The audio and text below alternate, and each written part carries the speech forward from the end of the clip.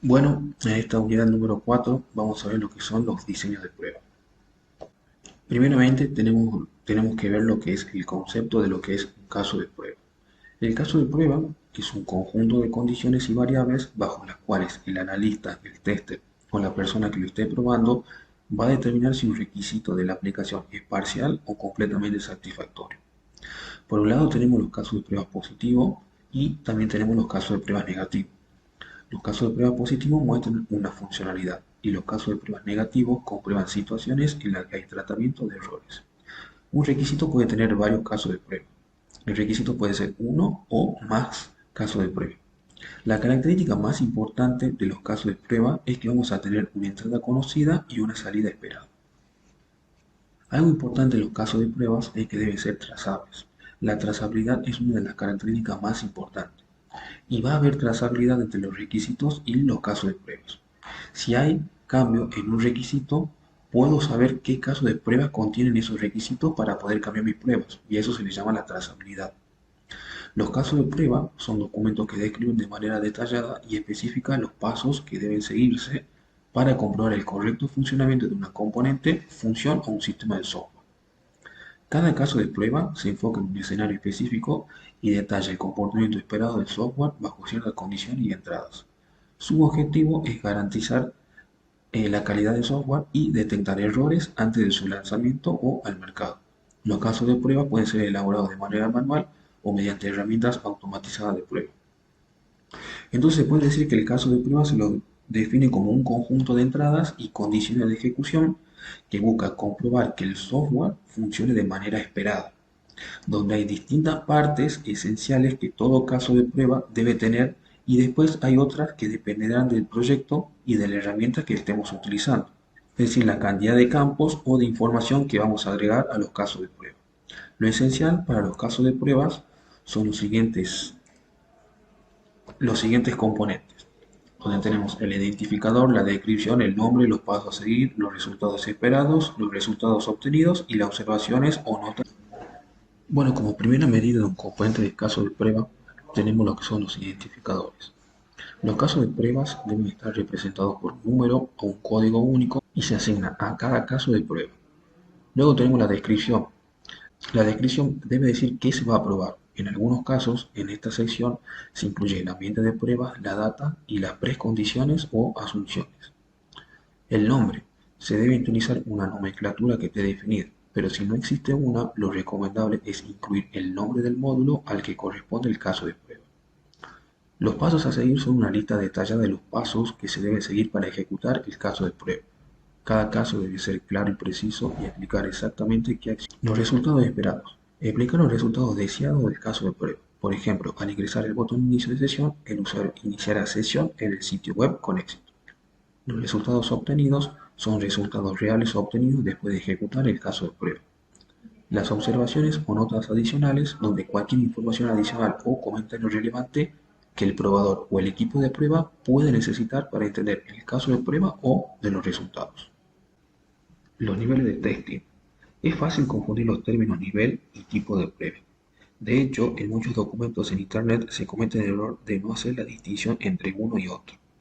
Los niveles de pruebas están asociados al que se prueba, pero considerando el sistema como un conjunto de partes. En esa medida, cada nivel de pruebas se enfoca en un nivel de composición de partes del sistema. Existen diferentes niveles de testing que se utilizan para verificar la calidad de un software. A continuación se describen brevemente los principales. Tenemos como primera medida el testing de unidad, que se enfoca en componentes de forma aislada, es decir, cada componente individual de un sistema de software.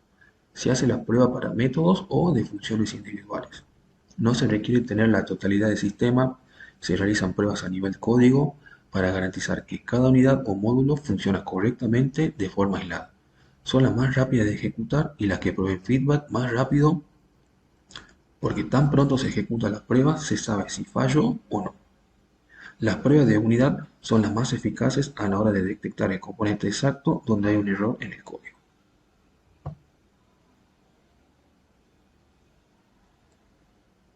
Luego tenemos el testing de integración. En esta fase se enfoca en la combinación de diferentes componentes. Se prueba cómo los diferentes módulos o componentes se integran y se comunican para identificar cualquier problema que pueda surgir en esta etapa. Estas pruebas no son tan rápidas como las pruebas de unidad porque requieren construir una versión del sistema que incluye todos los componentes. Luego tenemos el testing de sistema. Este nivel de testing se enfoca en probar todo el sistema como una unidad, para verificar que cumple con los requisitos de los usuarios. Las pruebas de nivel de sistema se pueden hacer de forma granular, es decir, casos de uso o funcionalidades individuales o combinando flujos completos de inicio a fin. Y por último tenemos el testing de aceptación. El testing de aceptación se realiza para asegurarse de que el software cumple con las expectativas del usuario. Se prueba el sistema como un todo, pero en este caso en condiciones reales de uso.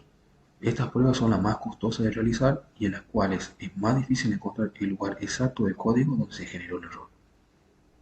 Bueno, acá se muestra un pequeño gráfico de cómo se compone cada parte del testing de los niveles, donde tenemos el testing de componente, el testing de integración, el testing de sistema y por último y en general que engloba todo, que es el testing de aceptación. Estos son los 4 puntos más importantes del nivel de testing, pero también para tener en cuenta tenemos el testing de regresión, donde se realiza después de hacer cambios en el software, para asegurarse de que los cambios no hayan afectado negativamente el funcionamiento de otras partes del software. El testing de rendimiento, que se enfoca en verificar que el software es capaz de manejar la carga y el tráfico previsto de usuarios. Se realiza para medir la capacidad de respuesta del sistema, la velocidad y la eficiencia del software. El testing de seguridad, que se enfoca en identificar y solucionar vulnerabilidades de seguridad en el software. Se realiza para asegurarse de que el software esté protegido contra ataques malintencionados y que cumple con los estándares de seguridad. Los diferentes niveles de testing se utilizan para verificar diferentes aspectos del software, desde la funcionalidad hasta la seguridad. Cada nivel de testing tiene su propio objetivo y metodología específica, y todos son importantes para garantizar la calidad del software. Para cada nivel de pruebas se pueden diseñar o ejecutar diferentes tipos de pruebas. Los tipos de pruebas son más generales a los niveles. Un tipo de prueba representa una forma de hacer pruebas donde forma quiere decir qué, cómo, cuándo, por qué y quién hace las pruebas. Dentro de lo que es el enfoque de prueba, tenemos el siguiente gráfico. Tenemos el analítico. El analítico centra las pruebas en la funcionalidad más crítica, que está basada en el riesgo. Tenemos el basado en modelos, que son pruebas estocásticas usando información aleatoria o estadística, como diferentes tipos de herramientas. Luego tenemos los enfoques de pruebas metódicas, que tenemos lo que son aquellos que están basados en fallas, basados en listas de verificación y basados en características de calidad. Luego tenemos el enfoque de prueba conforme al proceso o estándar, que son los estándares específicos de la industria, como por ejemplo médicos, aviación, y tenemos diversas metodologías ágiles dentro de los que es este enfoque.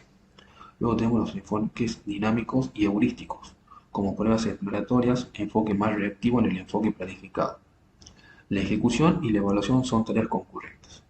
Luego tenemos los enfoques consultivos, que la cobertura de la prueba está impulsada principalmente por el asesoramiento y la orientación de la tecnología y de los negocios. Expertos de dominio fuera del equipo de prueba. Y tenemos el enfoque de aversión a la regresión de las pruebas de software, que incluye la reutilización del material de prueba existente, la automatización extensiva de las pruebas de regresión funcional y conjunto de pruebas estándar. El enfoque de prueba define la metodología, las herramientas, las técnicas y las estrategias de prueba que se utilizarán para probar la aplicación en el software. El enfoque de prueba también incluye las funciones y responsabilidades del equipo de prueba, el entorno de prueba y los requisitos de los datos de prueba.